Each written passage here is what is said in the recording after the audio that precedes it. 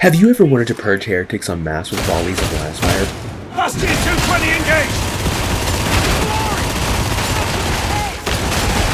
engaged! Brutal melee?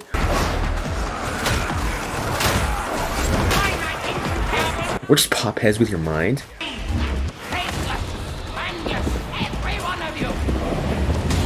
Well, the Emperor protects, my friend, because Darktide will give you that and more with this beautiful gothic gore fest that Fat Shark have cooked up. Starting things off, what is the Tide series and what is Warhammer? Well, for those who don't know, Warhammer, specifically Warhammer 40,000, which is my favorite, we are in the grimdark future of the 41st millennium, where a superstitious and xenophobic humanity is struggling for survival against hordes of space demons, space elves, space communists, and literal orcs. It's a very long story that want to murder you to death. And in the name of the glorious Emperor of mankind, humanity still stands, and there is only war. And that's all you need to know for now. Well, into the tabletop game is just as bad as a crippling gacha addiction. It's called classic crack for a reason, guys. The Tide series, on the other hand, is something I am completely new to and is known for its previous game, Warhammer Vermintide 2, a series based around hardcore team melee combat with a little bit of ranged across multiple different classes and characters in order to complete multiple missions for sweet loot and drip. That's about the gist of the franchises, but what is Darktide? Well, besides the previous badass example, Darktide is a really well put together team shooter at melee FPS, kind of like Left 4 Dead and Dying Light. Dying Light 1 we don't talk about 2.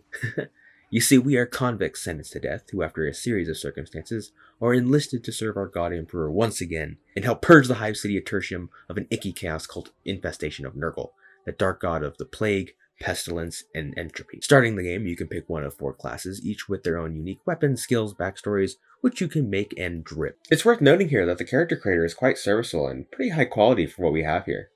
There are options here for body type, facial hair, eye color, their planet of origin, and even your voice. I wouldn't put it up on like the highest level, but I would say it's about on par, if not better, than Cyberpunk 2077's character creator, or Fallout's. There is the veteran Imperial Guardsman who gets access to high-precision weapons and skills based around killing high-value targets and conserving ammunition. You can play this if you want to live your Colonial Marines or Starship Troopers life. This is my personal favorite class, so you will be seeing mostly gameplay from the Guardsman, by the way, just so you know. The Zealot is a class based around being the definition of the time for talk is past. The Lord's work must be done. This class gets access to big melee and flamethrowers, flash grenades, amazing for crowd control. Its skills about getting in close and purging violently while preaching. Your ability makes it so you can charge forward, replenishing your fortitude, and just do damage. The Ogren is a big fellow with a heart of gold saying some of the most wholesome lines. Make Emperor proud! Keep me mates alive! Gonna be a good time! You get big shotguns, shields, and you throw the entire box of grenades at the enemies. And equally as big melee weapons. Your ability makes you rush forward and knock people over. Frontlining as his thing is you can smack around all you want, as you literally have a bitch slap as an ability. The last character we have at launch is the Psyker. The space wizard is pulling from the warp, another dimension, the one of chaos, to use powers. You don't have a grenade, instead you use said powers in a multitude of ways. Popping heads, spitting fire, and a bunch of other abilities I haven't seen yet, but they look awesome like this lightning staff. However, using abilities builds peril, which when maxed, does this.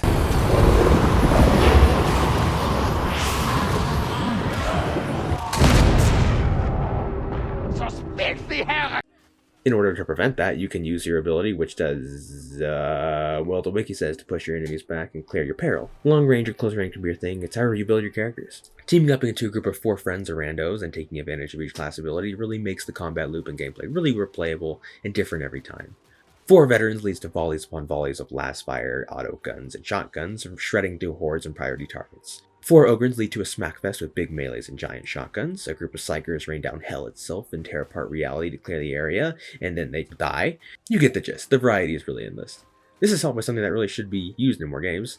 That every single voice option has a fully active voice lines and interaction with different characters on your team, and even the characters helping you on the mission. There's such a sight, you mister. Your imaginations surely won't stretch your compass. Oh, is that so? The quartermaster started to fight with our pilot. And What? Look! That ornery catachine. Yeah, you're right. I don't believe it. it was poetry. Sheer poetry, I tell you. Served with a rattling squad once. Best fragging snipers I ever saw. This war Eat my gold! Lines here for everybody, from the person who watches looting videos on the daily to the average guy who just heard of Warhammer 40k. The second thing that helps the gameplay loops is the enemies and their spawns. And in Tertium, the armies of chaos are many and of variety. There are poxwalkers, the traditional zombie type with no armor that swing you wildly. The corrupted local populace, both citizens whatever they can find, and the former guard armed with a variety of weapons. The local populace are also reinforced by the group that likely caused or influenced this outbreak. The Mordian Sixth, a regiment of Imperial Guardsmen that were corrupted by Nurgle on a mission, and now believe that they are doing the right thing by spreading his plague and gifts. They bring with them veterans, highly skilled in melee and marksmanship. The 6th bring with it a variety of special units. Snipers that hit as hard as Jackal snipers from Halo. Is that a sniper? Shotgunners, grenadiers, maulers, and many more. There's also Nurgle mutants that serve as boss encounters. I won't spoil them too much here, but they really become a centerpiece of combat and look awesome. All these enemies come together to create a quite amazing loop of going from brutal melee to slice through hordes to precision fire to kill high value targets for you and your team.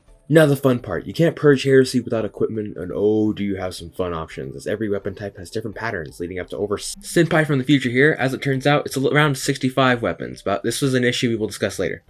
Every weapon has 3 actions you can take. A primary action like a light swing or just shooting, secondary which could be aiming or heavy attack, and special which can vary from a flashlight, a bayonet, to even a chainsaw on your sword. Definitely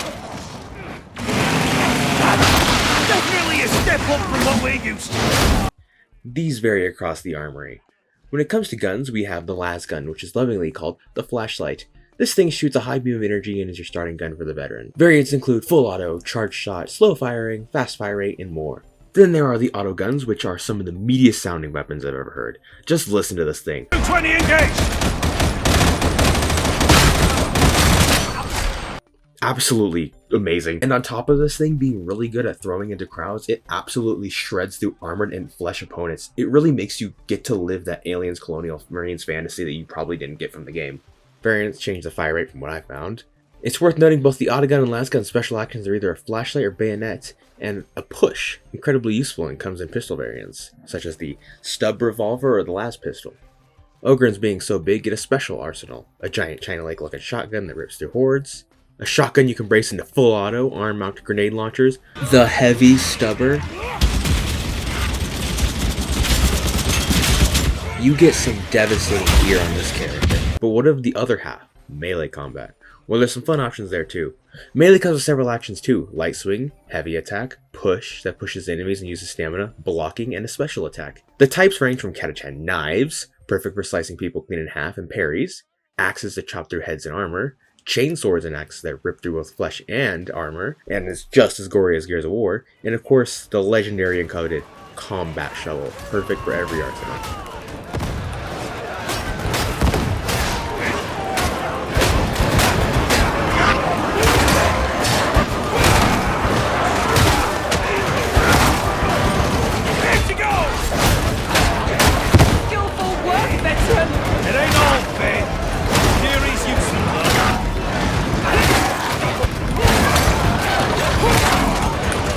And of course, the Psyker has unique actions with some of his special melee weapons, mainly being the staff and the sword, which can be chain lightning or just unleashing fire. There are of course a few special weapons, namely flamethrowers, plasma guns, meltaguns, shotguns, bolters. The final option for equipment is curios. These things add stats to you and can be accessed at different levels, 10, 15, and 30. These help you build craft as they give you a range of stuff like damage, stamina, and many more, like wounds, which is part of your health. You see, stamina is just used for sprinting and pushing and can't be impeded, but health is different.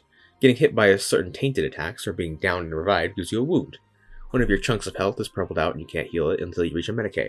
Going down with all your wounds but one means you die and you'll need to be rescued at a heretic outpost. Of course, you can't have any of this combat without a place to fight, and Ode of Fat Shark deliver on this.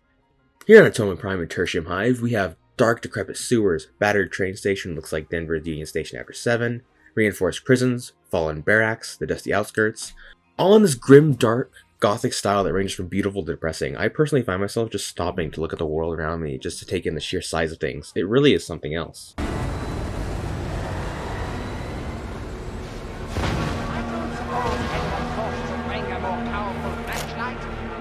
be worse.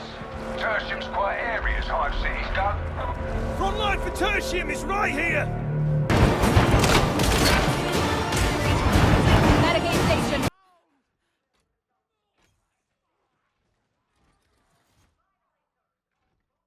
There are also more zones in area, reserved for launch, and later in the pre-release. As of my recording, there should be 8 changing missions across 4 zones, while the final release will have 13 missions across 5 zones.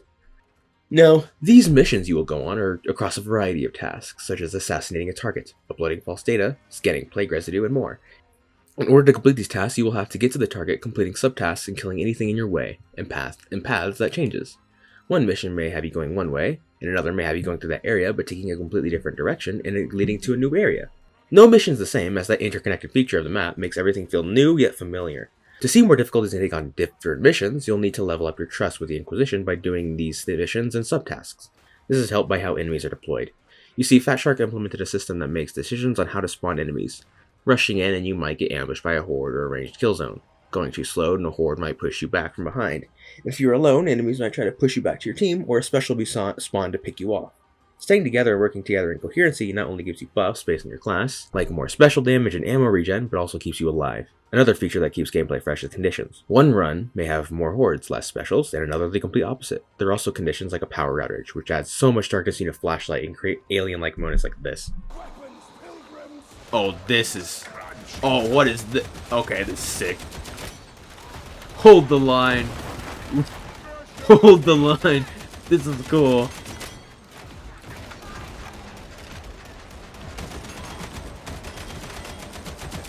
You'll access all of this at Darktide's social hub, the inquisitorial ship, the Morningstar. This is where the fight for Tertium is commanded and where you have access to its facilities as you gain trust for missions. Currently, there's the Meat Grinder, a place to test your character and weapons out against enemies similar to Destiny 2's Tribute Hall. The store is where you can buy a rotating selection of equipment from this poor servitor. Siren Milk's Requisitorium is where you can find your special quests and earn currency to buy special weapons from a special stock he has, or random weapons for far cheaper, although I don't recommend this right now, as the rewards really aren't worth it. You can work with Hadron at the Shrine of the Omnissiah to upgrade your weapons and add new buffs to them, although crafting will be in the game and is currently not available. You can find these materials sitting around in levels and it's shared between your teammates. The Morningstar also has a barber who only not lets you change your hair, but change your physical appearance as well. You can do this for free at any time you'd like. It's actually pretty cool. There is also a cash shop. We will be discussing this in a couple minutes because it's something we need to talk about. Finally, the mission terminal where you can find, well, your missions. These cycle over time and you can see what the difficulty, mission type, location, bonus objective, and special conditions are so you're prepared. Now this does mean every day you'll find different things to do. You can also just do quick play for a random mission at a chosen difficulty. Now, let's cover some of the miscellaneous topics and concerns I have for this game in its full release. Starting with the good, I really like the cosmetic system so far. Earning cosmetics is from what I've seen directly related to achievements called penances here. Feeling that prisoner vibe yet? They range from general do this and do that, earn general stuff like camos, charms, and borders, to class-specific tasks that reward specific cosmetics for that class. And I'm not 100% sure this is all you can earn at launch, but what you can is hard-earned and looks pretty cool. Sound design and ambience is top-notch here, really helping you immerse in the grimdark features.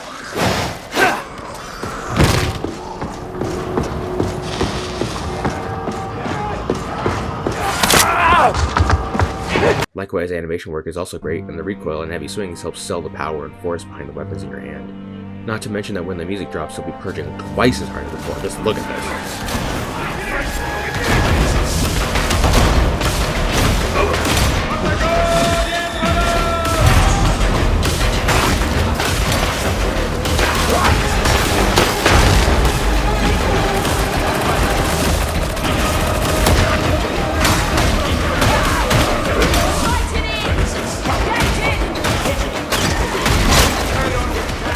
Awesome.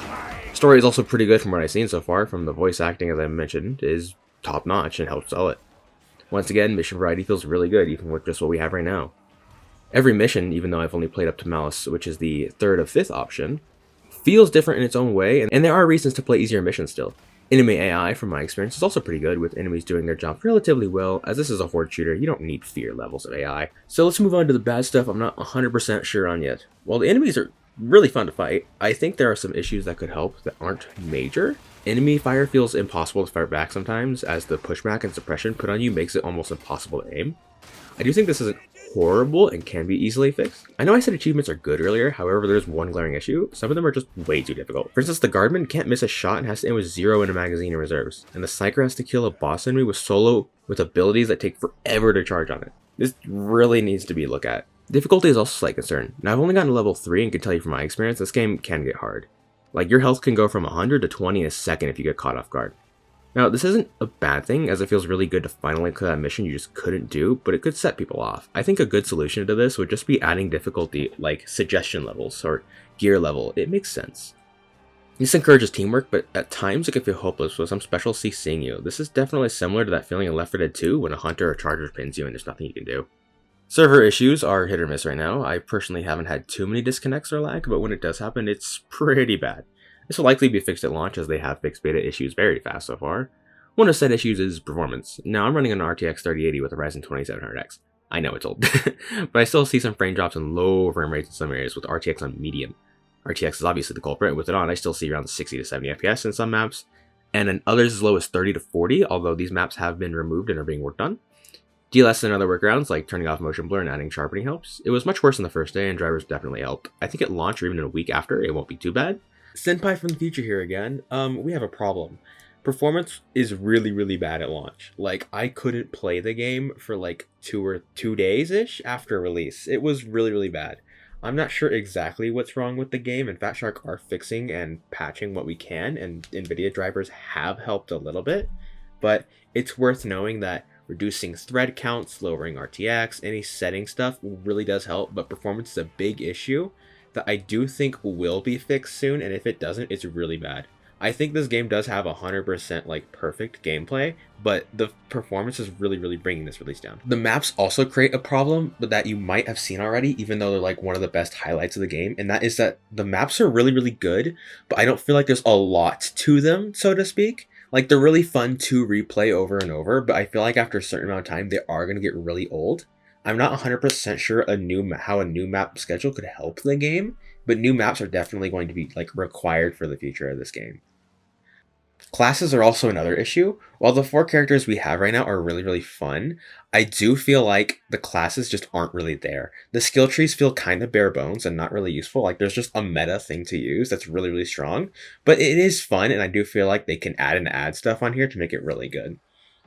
On the topic of playing the game, weapons are also an issue, and that's because Fat Shark hasn't been transparent completely. And that is, with the release, we've noticed that there's a couple weapons that were marketed that just aren't in the game right now, or the amount of weapons just isn't right. The variety really needs some help, because like it'd be really nice to have like a hot shot las gun for the guardsman, a melt-a-gun, which I mentioned earlier, that isn't in the game, or even just a long las, more two-handed melee for the zealot. There needs to be more, especially for the psyker. The Ogren also doesn't feel like a complete character with some stuff missing. It's kind of rough. When the game came out, the cash shop was more ready than the crafting system. Like, I understand that they need to make money with the game, but like some of these prices just aren't okay, and like these aren't worth it. Like, this is almost as bad as Overwatch 2. The prices are bad and the cosmetics aren't even as good. There really needs to be like priorities set straight here, and this honestly isn't one of them if they want to get the community on their side. On the topic of classes again, I do think that adding classes could be really useful, and I mean entirely new characters, such as like a disgraced commissar, a tech priest, Skitarii, or even, hell, I'd even take a Tau defector. Even if that's complete heresy, it's badass, so I will allow it. We just need new things, especially with the enemies, that I do think Nurgle is a cool enemy and a cool threat, but I think down the line, something like a Genestealer cult, a Slanesh cult, or even just a plain old Necromunda gang war would really help add diversity to the enemy roster and just the gameplay loop in general. If you're still here, you've probably made your decision on the game, but personally, I'd say go for it. Darktide is a very well put together with a clear vision that I think they executed pretty well, even with the issues. With friends or even alone, this game is a lot of fun at a decent price point. It's a fair $40 USD, $60 for the bonus goodies if you really want to, but you don't need them. Or if you just want to taste or just have it, get it on Game Pass, although be aware you can't play with Steam users right now.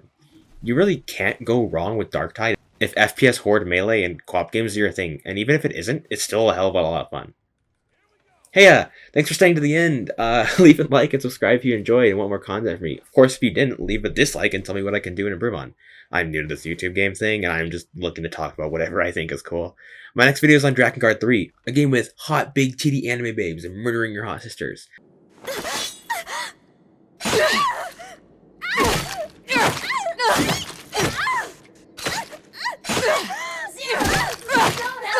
Shut up!